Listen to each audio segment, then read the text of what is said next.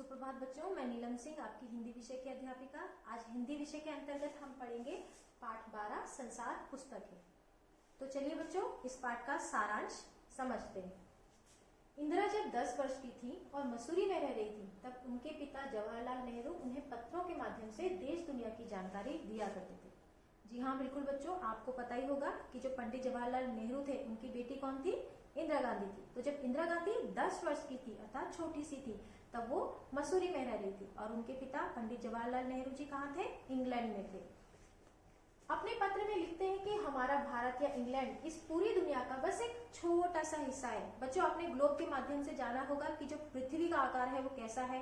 Globe के माध्यम से ही आप समझ सकते हैं कि भारत देश आकार में कितना है, इंग्लैंड कितना है। तो सोचिए कि ये जो पूरी पृथ्वी है ये कितनी बड़ी है, ये दुनिया जो है ये कितनी बड़ी है।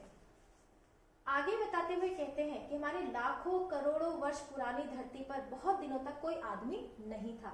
जैसा आप जानते ही होंगे, आपने अर्ली मैन की कहानी सुनी होगी, सृष्टि की रचना कैसे हुई ये आपको पता ही होगा।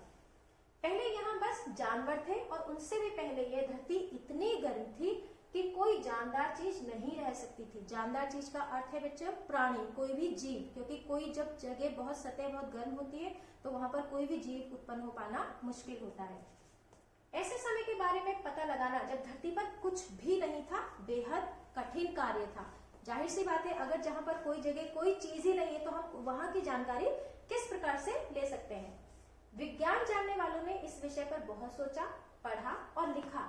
उनकी लिखी किताबें और पहाड़ों और जानवरों की पुरानी हड्डियों को ध्यान में देखकर हम इस बात की सच्चाई का पता लगा सकते हैं।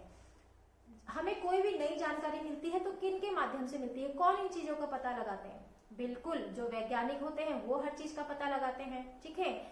और जो पुरातत्व विभाग के होते हैं वो भी। जैसे अगर हम उदाहरण के तौर पे ले डायनासोर, क्या आप में से किसी ने डायनासोर को देखा है? नहीं ना, आपने सिर्फ उनको किताबों में देखा है, फिल्मों में देखा है, किताबों में उनके बारे में दी गई जानकारियां पढ़ी हैं जिससे आपको पता चल रहा है कि डायनासोर के नाम के प्राणी हुआ करते थे। तो ये कैसे हमें पता चला? कि जो वैज्ञानिक हुए, जो पुरातत्व विभाग के लोग हैं, उन्होंने खोजबीन की, उन्होंने खुदाई की, उन्हें खुदाई से हड्डियों का ढांचा मिला होगा, जिन्होंने उन्हें नापा, उन्होंने देखा कि हाँ भाई ये जानवर ऐसा है, इसकी शक्ल सूरत ऐसी रही होगी, ये साइज में इतना बड़ा है, इसकी गर्दन इतनी छोटी है, इतना बड़ा, ये उड़ सकता है या नहीं उड़ सकता, इसका खान पान क्या रहा होगा। तो ये सारी चीजें हमें या तो वैज्ञानिक पुरातत्व विभाग वालों के द्वारा पता चलती हैं, जिनसे पुस्तक बनती है और हम उनसे ज्ञान प्राप्त करते हैं। धरती पर जब मनुष्य नहीं था, उस समय की जानकारी हमें किताबों से भी नहीं मिल सकती, क्योंकि किताबें लिखता कौन?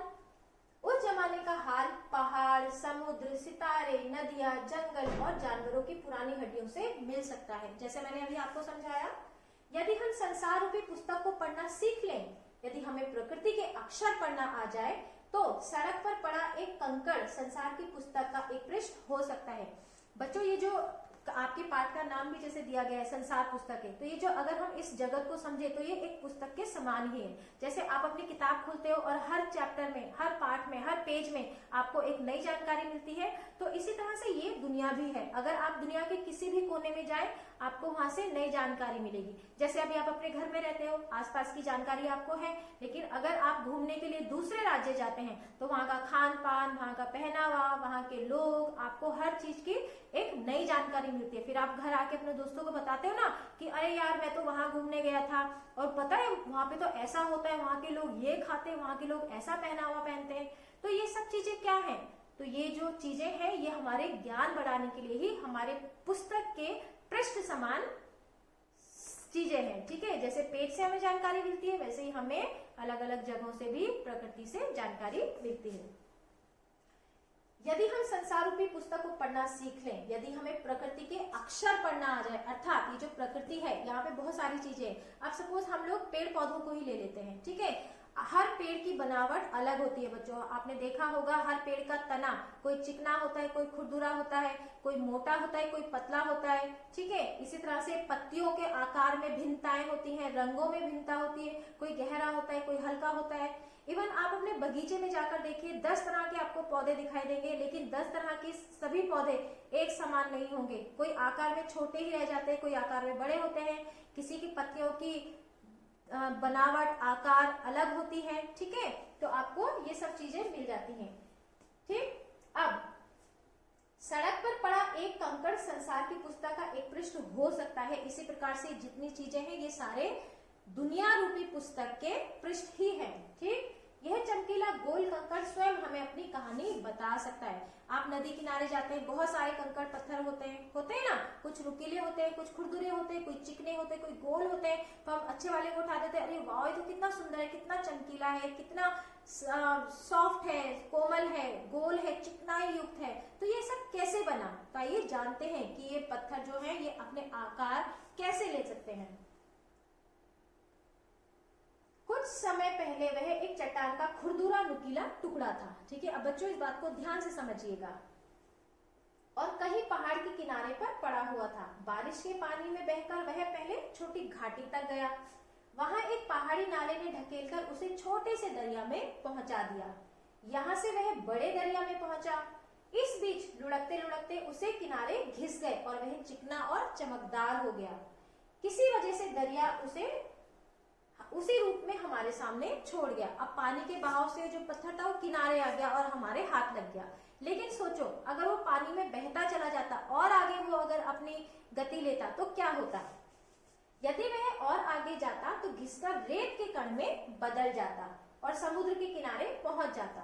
पंडित नेहरू कहते हैं कि एक छोटा सा कंकड़ जब इतनी बातें बता सकता है तो हमारे चारों तरफ हजारों चीजें ऐसी हो सकती हैं जो हमें पूरी दुनिया का हाल बताए।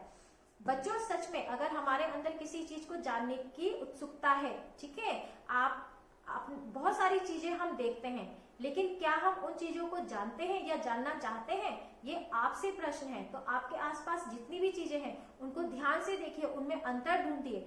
आप बाहर निकलते हैं, किसी भी चीज को अगर आप ज्ञान के रूप में लेंगे तो आपको उस चीज से और ज्ञान प्राप्त होता है।